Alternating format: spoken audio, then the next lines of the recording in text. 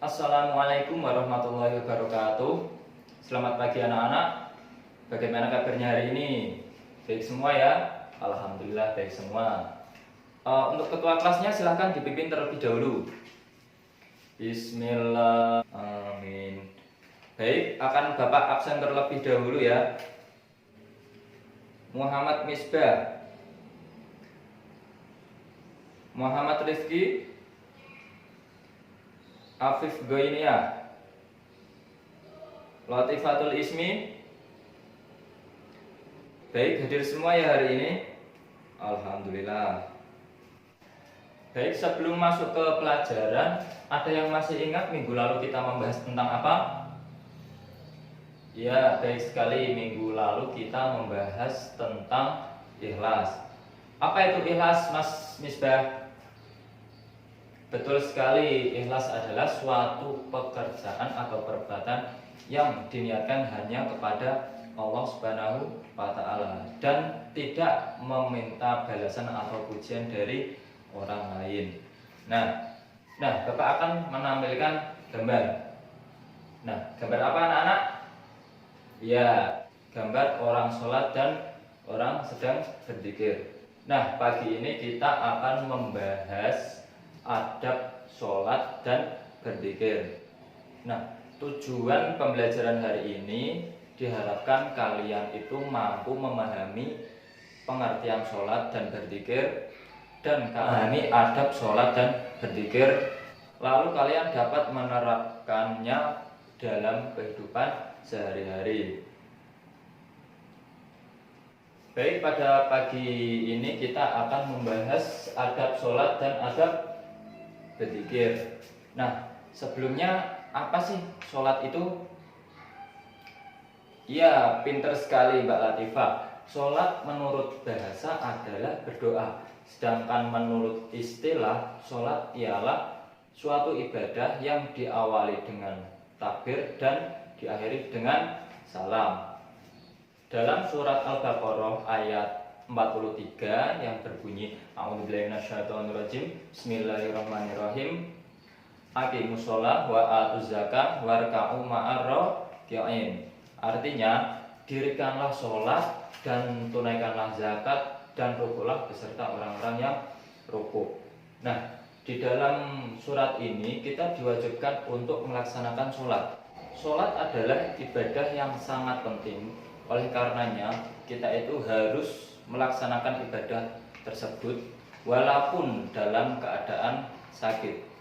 Karena di akhirat nanti amal yang pertama kali dihisab adalah sholat. Nah, makanya kita tidak boleh tidak sholat.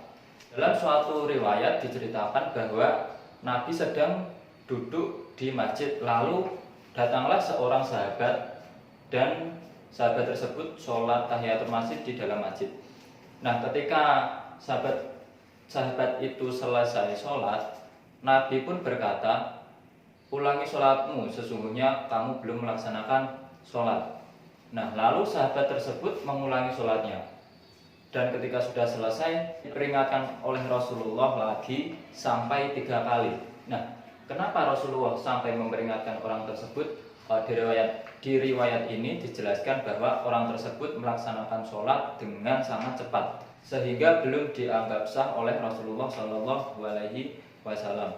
Nah, oleh karena itu kita harus berhati-hati dalam melaksanakan sholat. Kita harus memperhatikan adab-adabnya supaya sholat kita diterima oleh Allah Subhanahu wa Ta'ala. Nah, berikut adab-adab sholat. Yang pertama adalah sholat di awal waktu. Nah, ketika sudah masuk waktu sholat, ketika sudah adzan, bersegeralah untuk melaksanakan sholat. Jangan menunda-nunda sholat. Suatu ketika Abdullah bin Mas'ud bertanya kepada Rasulullah, wahai Rasulullah, pekerjaan apa yang paling dicintai Allah? Nah, Rasulullah menjawab, as-sholatu ala waktiha, sholat di awal waktu. Lalu apalagi Rasulullah? Rasulullah menjawab, birrul walidain, berbakti pada orang tua. Nah, lalu yang terakhir adalah summa jihadu fi sabilillah, jihad di jalan Allah. Nah, makanya sholat di awal waktu ini sangat dicintai oleh Allah. Lalu orang yang mengabaikan dan menunda-nunda sholat disebut oleh Allah dan Rasulullah orang yang munafik. Lalu yang berikutnya adalah tumak ninah. Nah, tumak ninah ini artinya adalah tenang atau berhenti setelah bergerak, minimal seukuran dengan membaca subhanallah 1 kali. Tumak ninah dilakukan pada 4 tempat dalam sholat. Yang pertama ketika kita ruku, lalu ketika kita beriktidal, lalu sujud dan duduk di antara 2 sujud. Nah, tumak ninah ini sangat penting ya, karena tumak ninah termasuk rukun dalam sholat. Ketika kita tidak menjalankan tumak ninah, maka sholat kita dianggap batal atau tidak sah. Nah, makanya sangat penting tumak ninah. Berikutnya adalah khusyuk. Khusyuk ini artinya tenang, tentram dalam menjaga sholatnya. Tiada yang dipikirkan kecuali Allah Subhanahu wa Ta'ala. Jadi khusyuk ini kita itu melupakan atau mengkosongkan hal-hal duniawi, termasuk ketika ada orang yang sedang mengganggu kita, ketika ada orang lewat atau apapun, itu kita hanya berkonsentrasi kepada Allah Subhanahu wa Ta'ala. Ketika dulu sahabat Umar itu pernah kepanah di punggungnya, ketika mau dicabut oleh sahabat yang lain, sahabat Umar melarangnya dan berkata, cabutlah ketika aku sedang sholat. Nah, ketika sahabat Umar ini sholat lalu dicabut sahabat lain, sungguh luar biasa sahabat Umar ini, saking khusyuknya sholat, anak panah pun ketika dicabut dari punggungnya tidak merasa kesakitan. Nah, begitulah orang-orang yang bisa khusyuk dalam sholatnya, ya seperti sahabat Umar ini, sampai-sampai panah yang di punggungnya dicabut pun tidak merasa sakit. Allah telah berfirman, A'udzubillahi minasyaitonirrajim, Bismillahirrahmanirrahim, qad aflahal mu'minuna alladzina hum fi sholatihim khashi'un.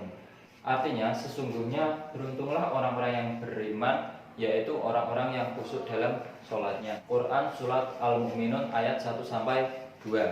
Yang berikutnya yaitu memilih pakaian yang bagus. Sebenarnya kita ketika sholat berpakaian yang bagus dari pakaian yang lain. Allah tidak hanya memerintahkan kita untuk menutup aurat, tetapi Allah juga memerintahkan kita agar berpakaian bagus dan baik. Lebih-lebih ketika kita mau ke masjid. Allah Ta'ala berfirman, Ya Bani Adam khudhu zinatakum inda kulli masjid. Artinya, hai anak Adam, pakailah pakaianmu yang indah di setiap memasuki masjid. Quran Surat Al-A'raf ayat 31. Lalu hal yang perlu diperhatikan ketika kita sholat di masjid, pertama sebaiknya menggunakan pakaian yang bagus daripada pakaian keseharian kita. Tidak bergambar, tidak bertulis, apalagi di punggung ya, karena itu nanti bisa mengganggu jamaah yang lain. Nah, lalu menggunakan parfum bagi yang laki-laki. Lalu yang selanjutnya, rapikan barisan sholat. Nah, ini masih banyak kita dapati di masyarakat ataupun di masjid. Dalam sholat itu belum bisa meluruskan shaf atau merapikan shafnya. Padahal perkara ini perkara yang tidak boleh dianggap remeh. Nabi SAW bersabda, luruskanlah shaf-shaf kalian, karena lurusnya shaf termasuk kesempurnaan dalam sholat. Hadis riwayat Bukhari Muslim. Baik, yang selanjutnya yaitu jangan mendahului gerakan sholat imam. Imam sholat adalah pemimpin yang harus diikuti. Jadi kita tidak boleh mendahului imam ketika kita sholat. Ketika kita sholat dan menjadi makmum, ya kita harus mengikuti imam. Ketika imam belum rukuk, ya kita jangan rukuk dulu. Ketika imam belum sujud, ya kita tidak boleh sujud terlebih dahulu. Baik, materi selanjutnya yaitu adab berzikir. Nah, zikir menurut bahasa adalah ingat. Dalam hal ini yang dimaksud adalah mengingat Allah dengan cara memperbanyak kalimat-kalimat thayyibah sesuai dengan apa yang diajarkan oleh Rasulullah. Kita sebagai orang muslim tentu tidak asing dengan kata zikir. Hanya saja mungkin kita terkadang tidak memperhatikan adab dalam berzikir. Adapun adab berzikir diantaranya adalah yang pertama ikhlas. Selanjutnya adalah berzikir dengan apa yang dicontohkan oleh Rasulullah. Karena sebaik-baik zikir adalah membaca Al-Quran. Yang berikutnya adalah mencoba memahami makna apa yang kita ucapkan dengan khusyuk dalam melakukannya. Nah, lalu yang berikutnya, gunakan pakaian yang bagus dan tempat yang suci. Dengan pakaian yang bagus ini kita akan lebih merasa nyaman ketika kita sedang berzikir kepada Allah. Memilih tempat yang sunyi. Yang berikutnya adalah tidak mengeraskan suara. Nah, ini ketika Nabi sedang berjalan dengan sahabat, ada sahabat yang berzikir dengan berteriak-teriak. Lalu Nabi menegur dengan berkata, jangan kamu berzikir dengan cara seperti itu. Lalu yang terakhir adalah pelan-pelan, tidak usah cepat-cepat. Kita mencoba menghayati apa yang kita baca dan tidak menghilangkan esensi dari berzikir, yaitu mengingat Allah Subhanahu wa Ta'ala. Baik, itu tadi adab sholat dan berzikir. Ada yang ingin ditanyakan? Tidak ya, paham semua ya?